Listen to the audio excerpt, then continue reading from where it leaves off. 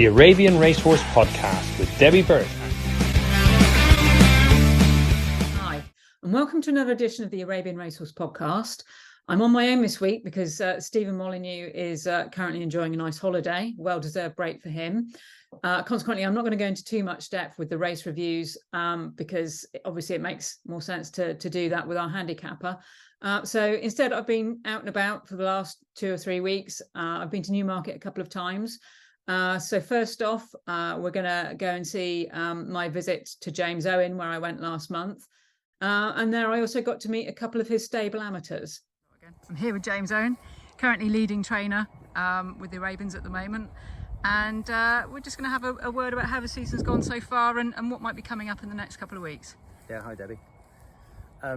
So we've got a smaller bunch than usual, and we're lower end, so we got, they're all more handicap types, but they're running well, and we're just going to support the guys in the yard, the amateurs in the yard. We've got Tegan Paget, who's won her first 2 rides for me. She joined me from Milton Harris's, and she's won 2 races on Upstart Crow. That she won both at Bath. Much more polished the second time, I thought, Tegan, as she's improved a lot from the first ride. He was started at the right end of the handicap, and hopefully we can get another win out of him. They've raised him again. He's going to find it a lot tougher next time out over shorter, which probably won't add to his strengths. I think he'll stay quite well, this horse. The family's, 1.25 mile horses. But 7 furlong at Brighton, he'll go next, and hopefully, Lissy and the parents are having a lovely time with their first ever horse, and hopefully continue really.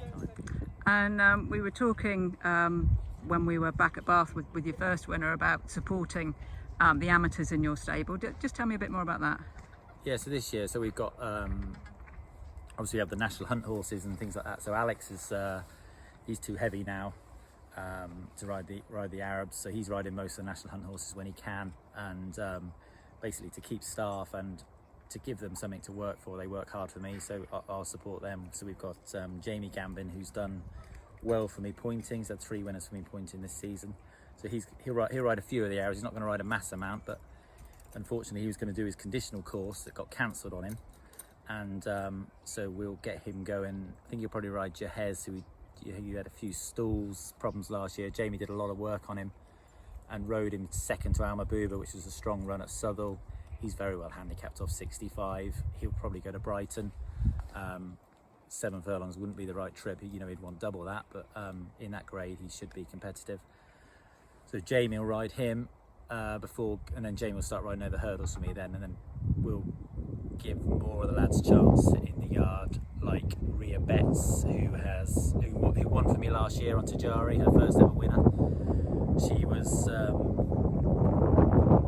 in the first race this season. She just got out of sync bit really on Mayfair, but Mayfair's very small and easy to ride, and a much more polished performance from her last time out. Looked very good against pros as well. She didn't stand out for me. Once Rhea strengthens up, she's going to be quite a good little jockey. So she was second on Mayfair, and she'll keep the ride on Mayfair, or she'll ride others. That her and Tegan will ride them. When they can do the weights. That's the problem. When they got these 3-year-olds and they got low weights, they can't ride them. Otherwise, they would be. And we can see here in this clip James's 4 Brighton runners returning from exercise. We have the grey horse in the lead is Heritage Valentino and Tegan Paget.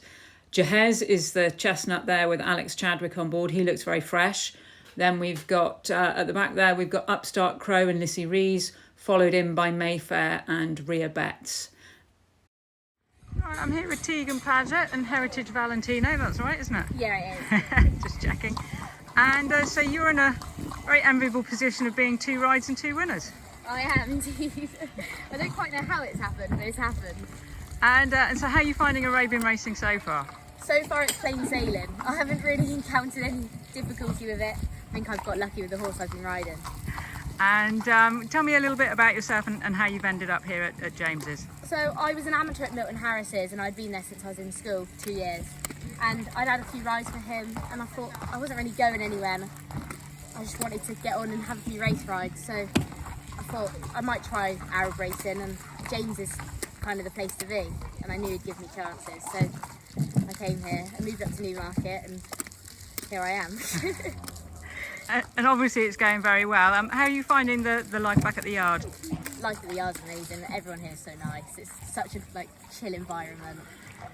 I'll say it's better really. And back with the Arabians again this year. Obviously you had your first winner last year.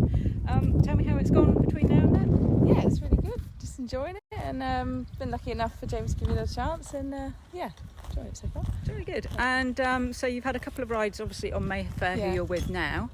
James has said that he'll support you and Tegan as much as you can through the summer, so that's something to look forward to. Is there anyone else here you'd be looking forward to riding to?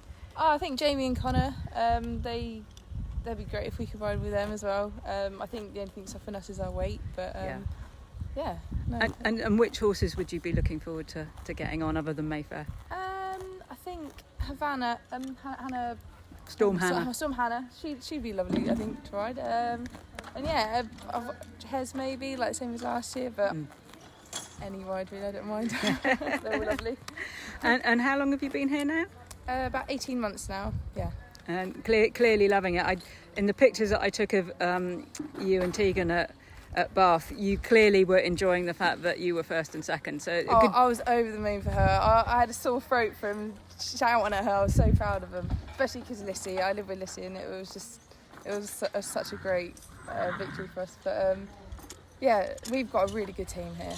Everyone's really strong, and we're just so happy for each other. And it's a really good team here. I think that's what's kept me here for so long. Yeah.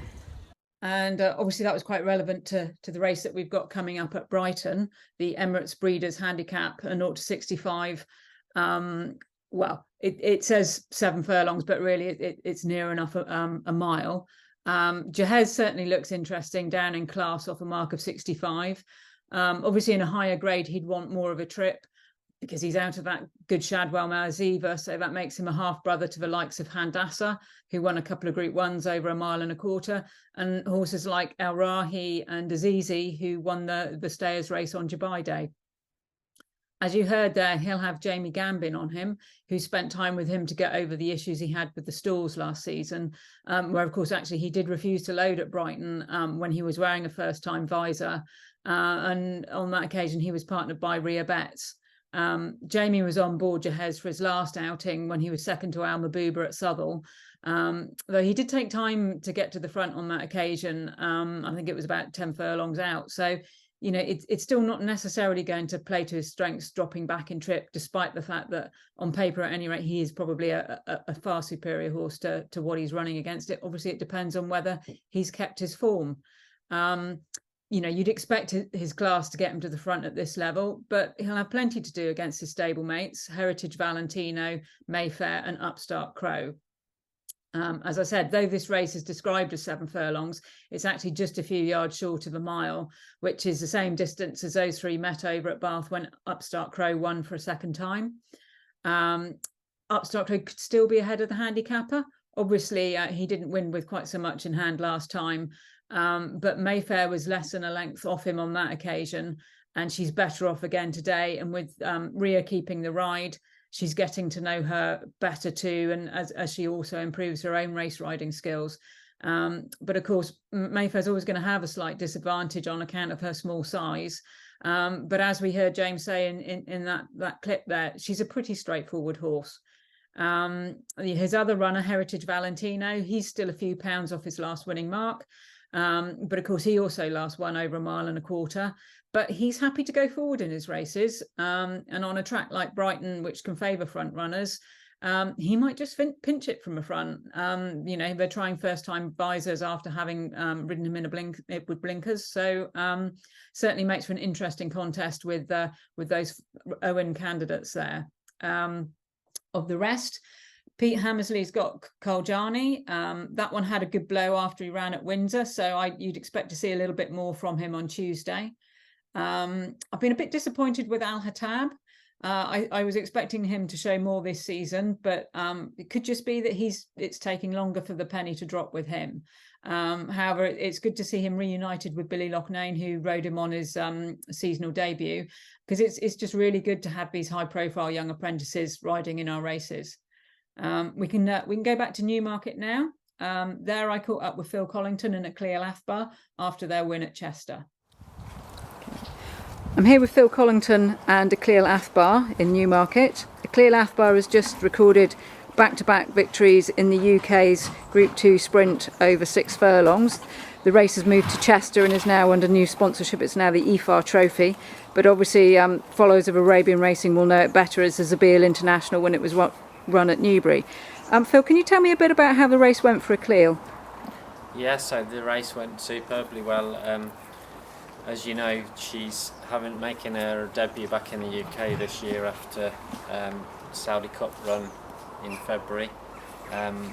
She didn't stay in the Al Manifa, so it's quite clear now that we should be campaigning her up to a mile, I think.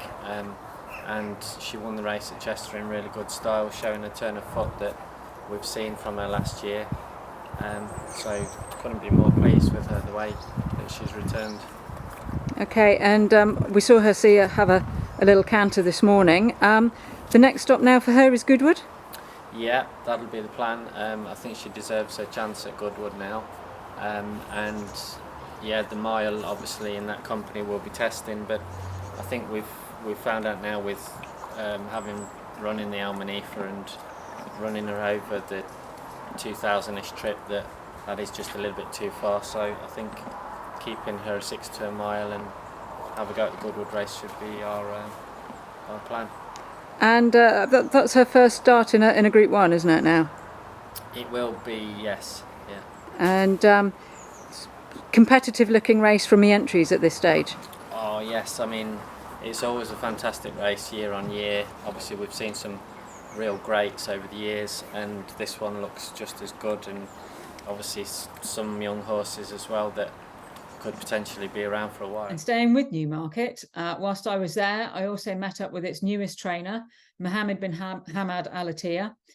He's come over from Qatar with a couple of Arabians and a thoroughbred to campaign over the summer. Unfortunately, with AJS, they were out at luck at Chester. He just didn't get a great run through, and of course that can happen there. But as you can hear, that's not dampened his enthusiasm. So you tell me now, why Arabians for you? Well,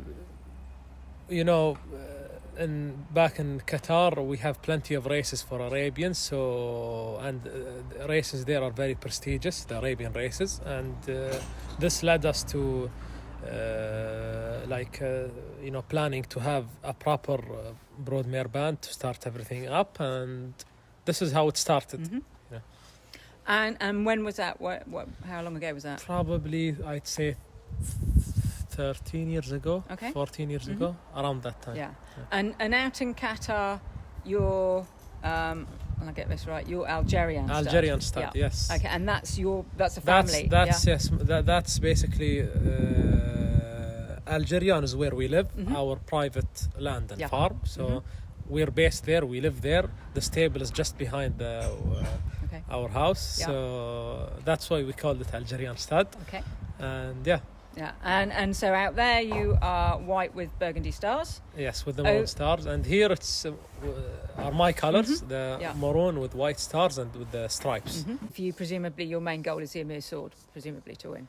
Yes, obviously it's the most prestigious race in Qatar. It's not an easy race to win. It's probably the only 1.5 mile Arabian race in the world. So you just never know if your horse stays the trip or not until it races in the Emir Sword. So it's not an easy race to win. But you have managed to win. So on the Emir Sword card there is another Group 1 race over a mile which you managed to win with AJS this year. Tell me about that. Yes, well, AJS has been progressing very well, especially during the last year. We always thought, I always thought that he's a very good horse, and he's been winning good races over a mile. And when the Emir's Sword meeting came, we had two options. One was the easier option, which was the Gulf Cup, and one was the Qatar International Cup. And to be honest, actually Marcus, the handicapper, in Doha, he was like, he put this idea in our head. He said that he thinks Sa'iq can win the race. So anyway, before that, he was entered in both. So I kept all options open. Yeah. But then, I had nothing to lose. I have no owners to blame if he gets beaten. So, instead of running in a like a golf cup, which is an easier option, I thought I want him to run in the final day in the Group 1 mile. And of course, I expected him to run very well. But did I expect him to win? I don't know, because it was his first time running with proper Group 1 horses. But he surprised everyone. So that wraps up this edition. We'll be back again next week, I hope with our handicapper. Thank you. Goodbye.